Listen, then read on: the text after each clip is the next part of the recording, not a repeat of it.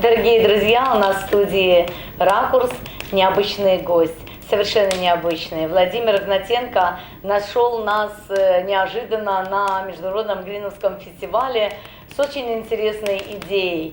И у меня возникла другая идея – познакомиться с тем человеком, который пронес такое удивительное романтическое состояние души по жизни и который сумел противостоять действительности и раскрасить ее действительно вот те алые паруса, которыми мы горим уже 10 лет. Итак, у нас в студии Владимир Игнатенко. Здравствуйте. Да, добрый день.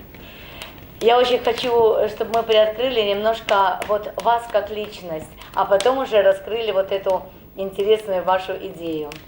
Скажите мне, пожалуйста, кто вы по профессии, как складывалась ваша жизнь и чем вы занимались за период жизни? Ну, я коренной одессит. У меня еще фотографии сохранились с 1855 года. Семейные? Да, семейные. Какой семейные. архив? Да. Многонациональная семья у меня. Я записан уже как украинец, хотя моя бабушка еще была католичка. Поляцкие? Да. Bardzo dobrze. Да, поляки, немцы. И где-то даже, может, немножко и евреи там что-то были. Ну, не гуляли, Да, ну кто же не гулял, да. Да.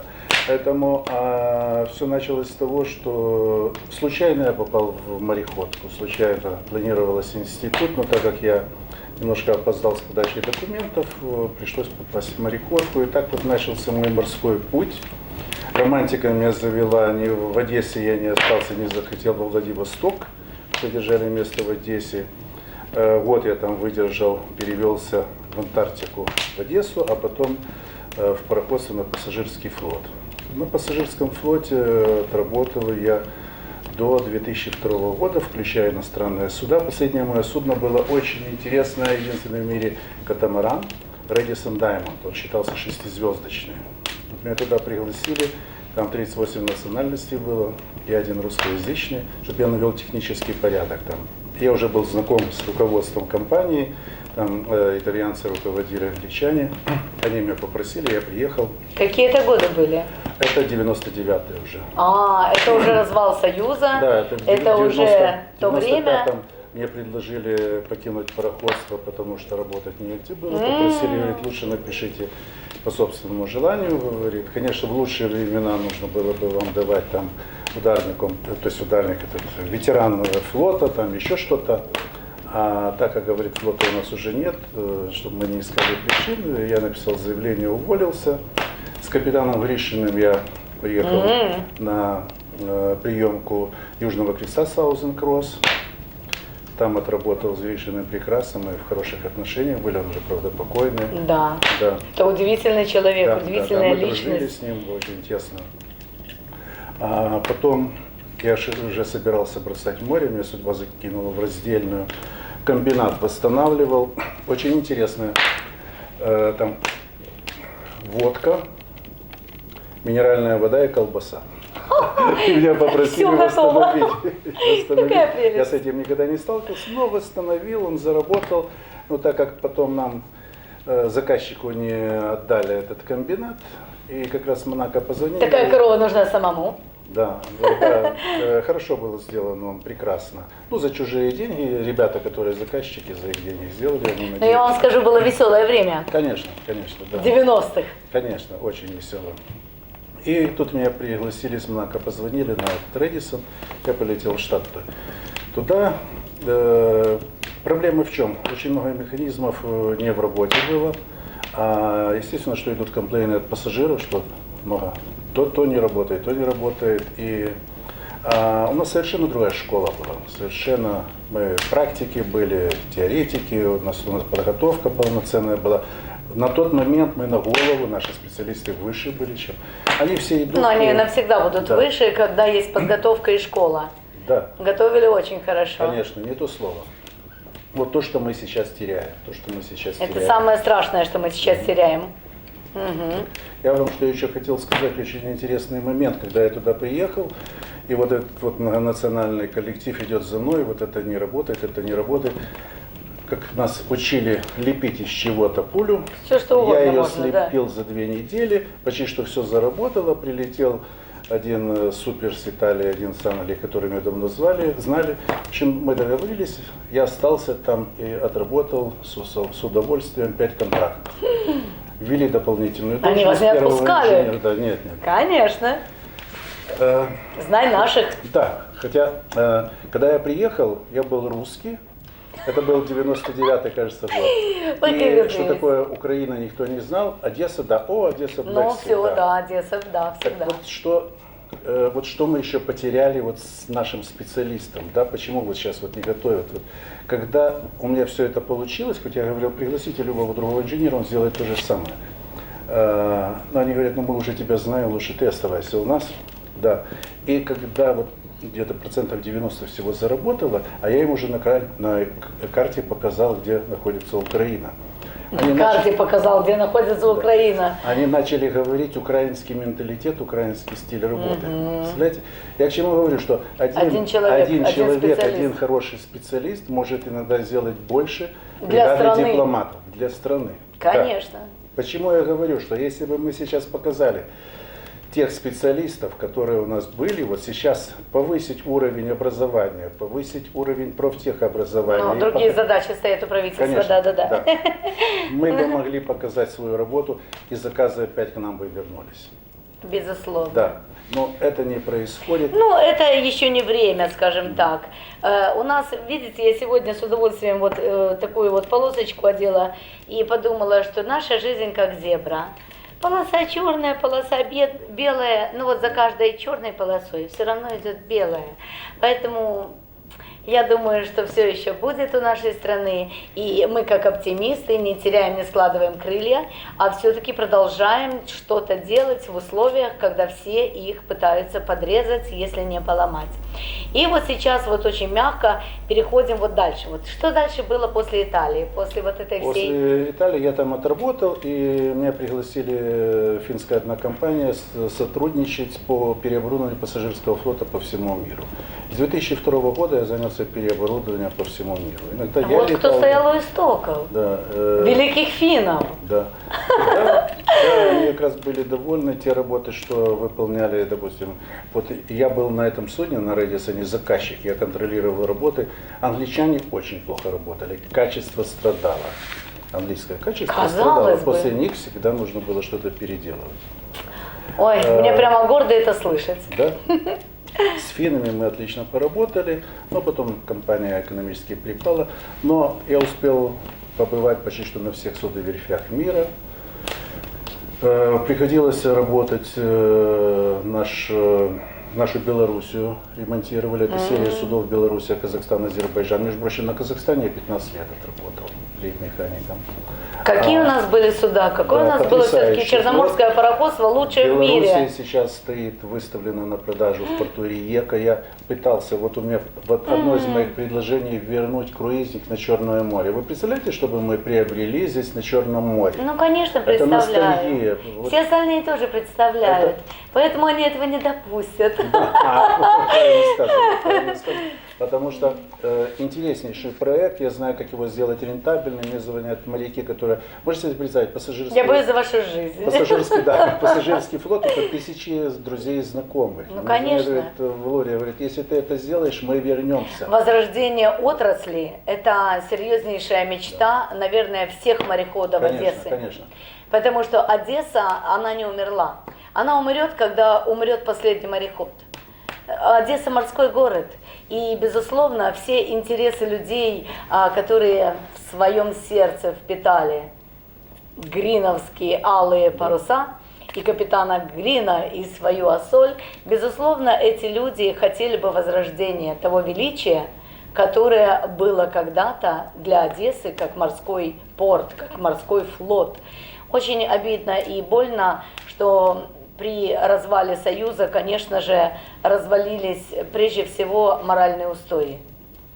Поэтому, если бы развалились все коварные, плохие, грязные, взяточнические связи, бюрократизм, там, борьба с инакомыслием, какие-то вот отвратные стороны той жизни, которая именно и привели к тому, что люди были готовы что-то менять, даже, так сказать, не задумываясь, так всех это, скажем так, заело и надоело, то было бы, конечно, намного здорово, намного лучше, и наша страна, я имею в виду Украину, она только выиграла бы от этого, потому что она осталась бы вольной красавицей с хорошим флотом, она осталась бы державой number one.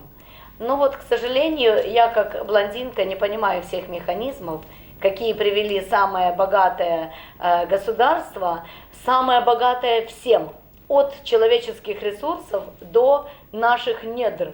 Никто не будет спорить, что у нас столько полезных ископаемых, что Америка, Англия, Европа, все могут слюной зайти, потому что на этом кецике земли столько всего, что им не снилось. Поэтому мой мозг не понимает, как можно было довести эту страну до уровня вот такого упадка. Но, тем не менее, произошло то, что произошло, и вот вы оказались, скажем так, не за бортом, но на берегу. Да. Да? Вот дальнейшие действия, вот все, вот история. Я начал обращать внимание на...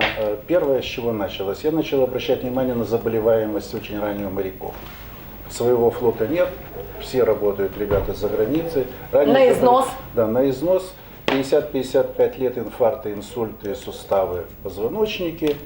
У меня возникла идея, я написал такую программу «Эссе. Экология судовых систем экипажа», где я судовладельцу предлагал сэкономить... Еще раз название. «Эссе. Экология судовых систем и экипажа». Экология судовых систем и экипажа. Да. Очень я интересно. предлагал судовладельцу сэкономить на эксплуатационных расходах и процентов 5-10 выделить всего-навсего от сэкономленного на здоровье моряка, на качественное питание, на живую питьевую воду и на безопасность. И у меня это основные пункты в этой программе прописаны. У меня есть авторство на эту Вот, программу. я только хотела спросить. Да. Потом начал я, естественно, что начал интересоваться медициной для флота. Телемедицину. Расписал телемедицину, которая дает возможность контролировать здоровье моряка в рейсе и на берегу. Даже если вот вы на трассе едете... Я услышала слово «теле». Как же это понять? Это... Через телевизор, что ли? Нет, это элементарные приборы, которые мы можем даже объявить тендер на эти приборы. Руку прикладываешь, они недорогие. На судне, на АЗС можно, в порту поставить. Руку приложил, через полчаса ты получаешь реальный диагноз и консультацию. Такое есть, такое существует? Такое нет, я хочу, чтобы это внедрили. Да. Я уж была так аж разволновалась. Ну, прибор у меня такой подобный есть один, я его приобрел. Но да. приобрели где? Но я его приобретал для того, чтобы обрести опыт. Чтобы Приобрели я понимал... за рубежом? Нет, ну, болгарский прибор, он Свои. прилично стоил, за свои деньги, естественно, все за свои, для того, чтобы понять, как оно работает.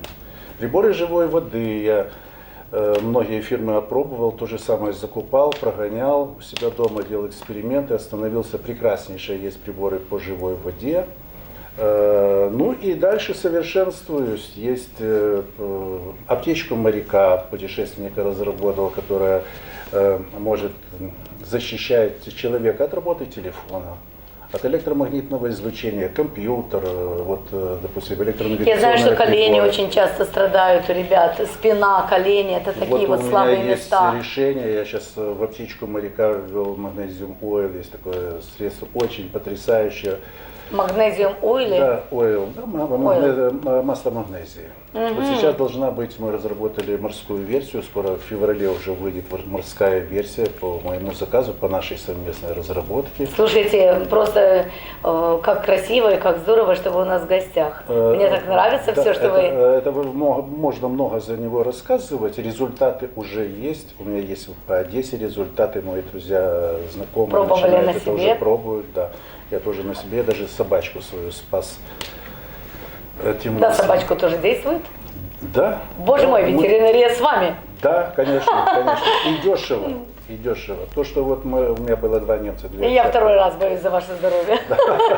Мне такие разработчик сказал, Владимир Васильевич, вы много не рассказываете, потому что фармацевты вас... Но я вам скажу, к сожалению, Потому что- это правда потому что- жизни. Я когда-то разговаривала с Алевтиной Короткой, удивительная женщина, которая занимается, ну, она занимается на бизнес-леди, но тем не менее она настолько в тонких таких интересных областях стала понимать и стала интересоваться этим, что у нее возникли свои изыскания и свои находки. И когда она предложила по улучшению зрения свою удивительное изобретение, свою вот находку, именно свою систему для деток, которых она обязывалась, ну как бы говорила, что я, пожалуйста, они станут зрячими. Давайте попробуем в виде эксперимента. Им терять нечего, у них диагноз, все, они инвалиды, у них первая группа. Вы думаете, наше государство пошло на то, чтобы эти дети имели шанс стать зрячими? То есть и она столкнулась с тем, что не всегда такие изобретения в Украине приветствуются. Я не знаю, как в других странах, но у нас страна уникальная, мы живем в ней. Поэтому говорить о каких-то других странах мы не будем, мы говорим о нашей стране, которая наша боль. А наша боль только Украина. Конечно. И оно все работает, есть интересные наработки. Мы можем удешевиться, мы можем сделать недорогой диагноз человеку, который показывает попадание 95-98%. А потом пусть выбирает, идти в альтернативную медицину или в официальную. Это его путь. Идти в... А вы знаете, я вам скажу так. Рита Колобова очень странная единица во Вселенной, и за мной стоят ангелы, и за мной стоит Бог, и за мной стоит некоторая сила, которая позволяет мне иметь крылья. Поэтому у меня сейчас возникла идея, я вам дам, пожалуй, здесь площадку под ваше изобретение. И будь что будет, и да хранит нас Бог. Но я думаю, что это будет маленький островок спасения Украины. Маленький островок для того, чтобы хоть 10, хоть сотня человек могли ощутить на себе вот ту силу. Не все в деньгах, нас же заставляют делать колоссальные траты, делая десятки анализов, вам болит голова, извините, подойдите к ортопеду, сходите к гинекологу. Может быть, где-то все именно так и запутано, но пока человек проходит всех, у него не остается денег на того врача, к которому он пришел с головной болью. Еще где взять деньги плюс к этой головной боли. Поэтому, а если его там наградят еще гепатитом С, то головная боль ему покажется просто слабым маленьким недугом, который, ну зачем же он вообще этим занимался? Ну, говоря об этих всех интерпретациях и перипетиях нашей современной медицины, 95-й квартал просто расширил свою деятельность на уровень страны. И теперь все действующие лица, они великолепно творят историю. Единственное, что аплодирует не зал, полный людей Украины, народа, а народом в зале является совсем другой народ.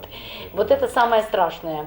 И мне бы очень хотелось, чтобы все-таки, несмотря на легкость, которая свойственна моей организации, она поддерживает одаренных людей искусства и литературы, все-таки, чтобы мы соприкоснулись с тем, что впервые, наверное, на вас будет задействована сила общественной организации «Благотворительный формат» АВЭ. АВЭ – это «Славься». И благотворительный формат АВЭ, наверное, я смогу вам и письма писать, если вам нужна моя поддержка. Хотя я знаю, что это бесполезно, пишите в прачечную, стучите головой об стену. Но мы будем просто полагаться на Бога и полагаться на порядочность, и полагаться на то, что действительно эти люди смогут приобрести какую-то надежду на выздоровление не за такие большие деньги, как сейчас закручиваются гайки. Хотя я сейчас не противник страховой медицины. Даже это более не того, это не исключается. я Это- даже за нее, потому что все хорошее, что есть на Западе, нужно брать. Это хорошие уроки, это их история, и это их уровень жизни. И уровень жизни, извините, той же Голландии или той же Швейцарии, мы можем просто вот так посмотреть, вот так. И он где-то там, за горизонтом, вот там он где-то. Потому что мы уже спикировали настолько даже ниже, чем мы были в 90-м году, что теперь пикировать некуда. Мы, можно сказать, на дне, и мы отталкиваемся от дна. После нас, кажется, или Зимбабве, Ну, в общем, короче, какая-то очень жуткая В страна. общем, очень тяжело найти. Зашли все рекорды падения, и теперь у нас один путь вверх. Вот давайте я вам скажу, почему еще к вам пришел. Да? Я обращался к политикам, к специалистам. Да? Все обещают, и, понимаете, дело в чем, что я родился на Молдаванке, я рос на Молдаванке, и там были мужчины. Если они говорят, они делают. Молдаванка, серьезный район. Да. И вот я к кому не обращался, Они не родились они на Молдаванке. пообещали Они же не жили на Молдаванке, да. А у вас, да, если вы напишете картину, и она будет ложью покрыта, да, не краской, а ложью, Я просто ее вы не напишу. востребованы будете, правильно? Потому что вы Конечно. должны нести правду. Конечно. И вы понимаете, и вы должны держать слово, и вы должны иметь На том это стоим. благое намерение. Поэтому я вам верю и к вам пришел. Только из этого, потому что все окружение, к кому я обращался, были только разговоры. И сама по себе Украина никому не нужна. Международный морской инвестиционный форум, я даже написал, хоть все здесь моряки посмеялись, в офис Кравчука. Мне дали его адрес, я трижды говорил. Да, это с было очень секретарем. мило. Я говорю, я не прошу у вас денег. Но на мою фамилию международная общественность не откликнется, не приедут на мой призыв. Ну, Украина Кравчук на форум. помнит ЧМП, Да. конечно, помнит. Конечно, конечно. Да. Безусловно. И секретарша говорит, да нет, мы понимаем, что вы денег не просите. Да, я говорю, мне просто подсказать, кто может мне помочь организовать это все. На этом все тоже закончилось. И вот кроме всего, у меня еще есть много чего говорить, и я вам Спасение расскажу. дело рук самих утопающих, да? Спасение да, утопающих. да, Мгм. да. Я смотрю, флот пропал, и даже с Дюковского лодочки тоже куда-то пропали. Да вы что? Ну, давно же уже их нету. Я детем катался с удовольствием в Дюковском на лодочках. Их тоже куда-то продали. Я вам Представляете? скажу, что вот этот момент, если Дюковский в ведомстве города, он еще разрешим. Если в ведомстве области, я давно с ними прекратила сотрудничество еще на уровне палицы. Как бы мои пути разошлись. Я уже не верила той власти, которая была после Скорика. И я вам скажу, что вот сейчас, насколько я верю в Геннадия Труханова, настолько я еще не знаю эту область, я уже ушла от области. Если этот объект входит в ведомство города, я думаю, что мы сможем этот вопрос решить и вернуть. Если ведомость области, то, конечно, там все, может быть, сейчас нормализуется, но я никого не знаю. Вообще по опыту я могу сказать, я не понимаю, почему нас отворачивает к морю. Я был, везде знаком был с судовладельцами, с хозяевами судоверфей. Везде бешеная прибыль. Ну не бешеная, но нормальная Всегда прибыль. эти люди ни в Никто чем не не нуждались. жаловался, да. Конечно. А у нас это все убыточно. Наш флот я встречал за границей, он прекрасно работал. Даже наши трамвайчики, которые вдоль побережья, в Лузановку, в Аркадию ходили, я их в Греции встретил. На подводных Ой, крыльях я очень благодарна. тоже в Греции встретил. Кстати, за такие фишечки, Они которые в Они Одессе. продолжают это там работать, но нам это чего-то невыгодно. И у меня мечта еще возродить фрегат «Дружба». Фрегат «Дружба» — это учебное судно, которое принадлежит высшей Их было два мореходке. товарища дружбы, да? Товарищ, Помните, в советское товарищ, время? Еще много было, Крузенштерн там. Ну, у нас был, да.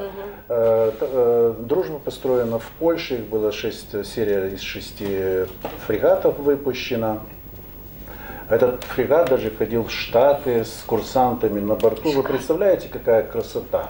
Мне даже представить, у меня аж дыхание, как это сказать, сперло в забу, потому что я представила дружбу под алыми парусами, у меня аж... Вот это две мои мечты. Мне ребята звонят, Вовчик говорит, если ты сделаешь, мы знаем, что такое саморемонт, мы придем, мы будем работать, круизник по Черному морю, мы минимизируем расходы, только давайте что-то запустим уже. Где-то года 4 назад один из наших художников, Владимир Краня, привел мне удивительного капитана дальнего плавания, человека творческого, тонкого, удивительно такого творческого, и он тоже мне говорил как раз вот эту тему. И я тогда как-то подумала, ну не моя же эта тема, я... Художники, поэты, музыканты, ля-ля-ля, вот, и как бы это не совсем мое. А он все время мне говорил, ну найдите, нам нужно это сделать достоянием Украины, нам нужно, чтобы оно не перешло в частные руки, нам нужно не потерять. А вот помните, товарищ, между прочим, ушел как за хлам в Германию, а теперь в Германии он там спокойно, вольготно, красиво бороздит просторы, так сказать, их замечательных рек и морей и показывает всем нам кукиш. Потому что вот какие вы, ребята, вы продаете задарма то, что стоит величайших денег. Ну, в советское время так продавали, извините, японцам, я так помню, продавали такие огромные куски малахита, японцы их, так сказать, округляли, делали кругляши, нарезали, это все было совсем другое уже качество, цена и все остальное. Есть вообще исследование, откуда у японцев взялся свой флот, это отдельная тема, это мы потом сможем поговорить. Да. А японцы не дураки, кстати, да, они умеют пользоваться нашими мозгами. Когда говорят, что русские другой народ, чем украинцы, нет, no way. Я поэтому и хотел провести инвестиционный форум.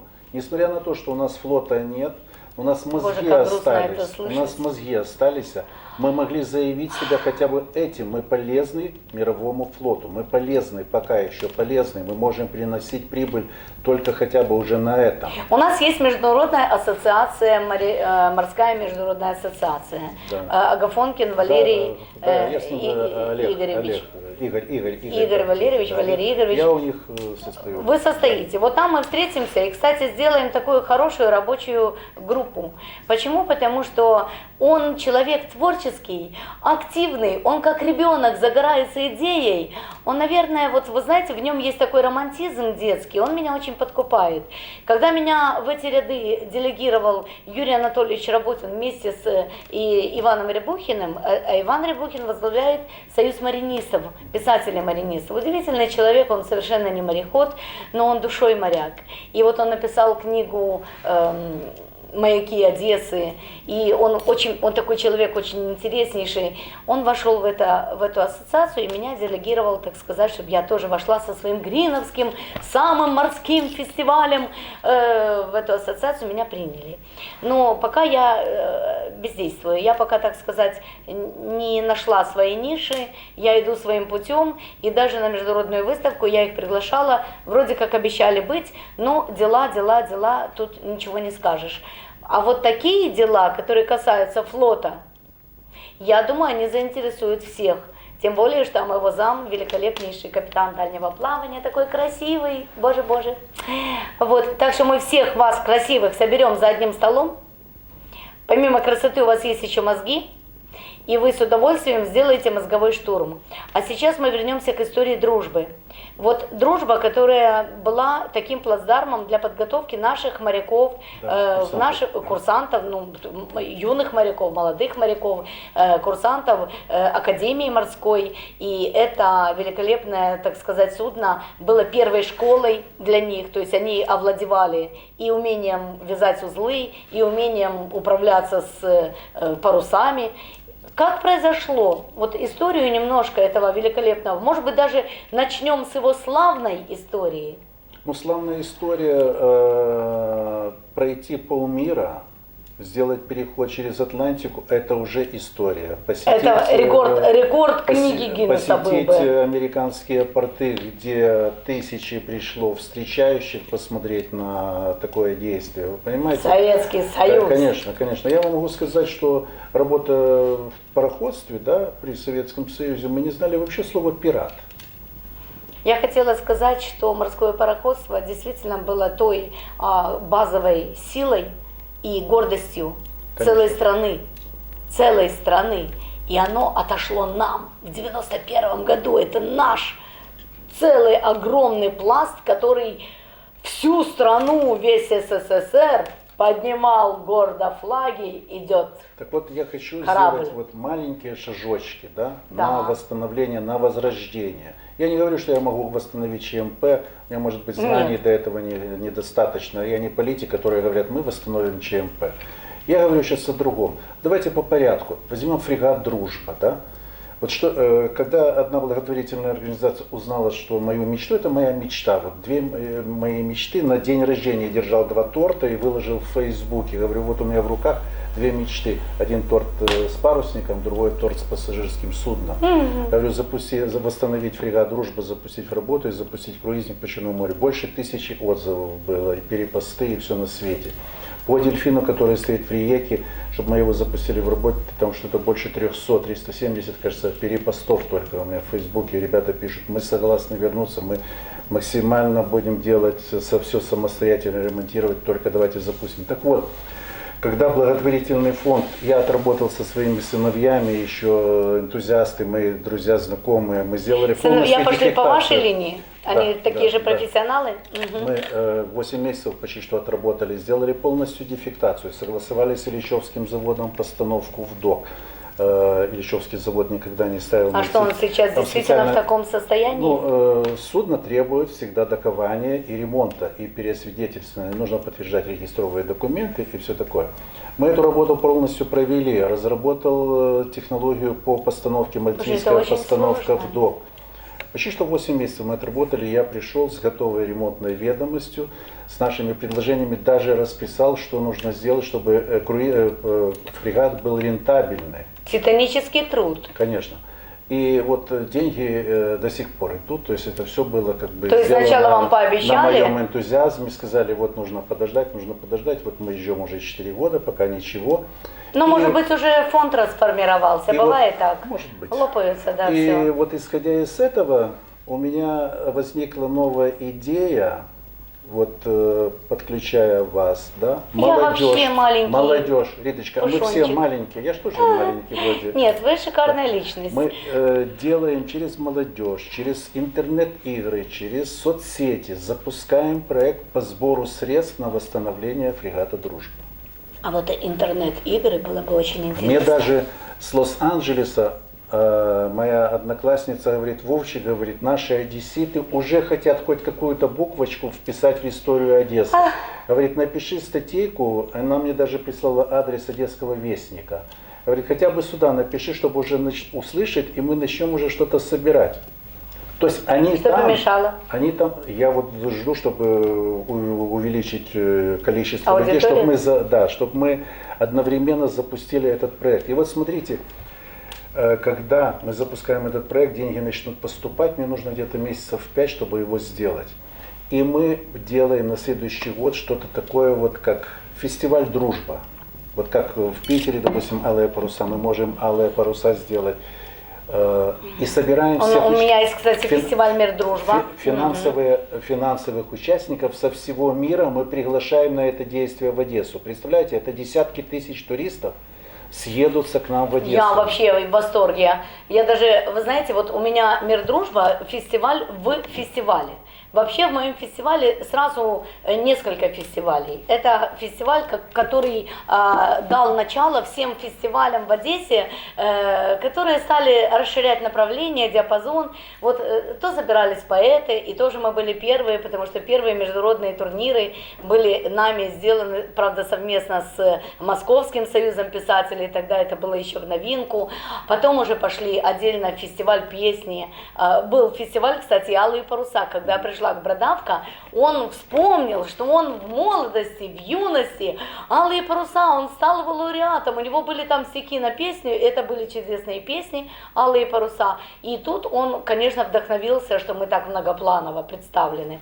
Так вот, в моем фестивале, помимо всех фестивалей, от театрально-сценического раздела до литературного или с литературного до там, любого там, парусной регаты, есть присутствие свободной темы в линии романтики. Должна быть только романтика, а остальное вплетается в узор. Да. Так вот, тема ваша, она вплетается в узор. Вот этнофестиваль, он у меня вплетен в узор Международного Гринвудского фестиваля «Алые паруса». Мы можем продолжить и вашу тематику. Это было бы очень здорово, это было бы интересно и оригинально. Почему? Потому что моя мечта когда-то была, ну, наверное, как и ваша, да, наверное, как и десяток, и сотен таких вот, десятков, сотен людей, одесситов, я имею в виду одесситов, или там морские души, которые любят море, воссоздать. И действительно, чтобы «Алые паруса», в Питере это миллионные, так сказать, расходы, извините, в Одессе это Рита Колобова.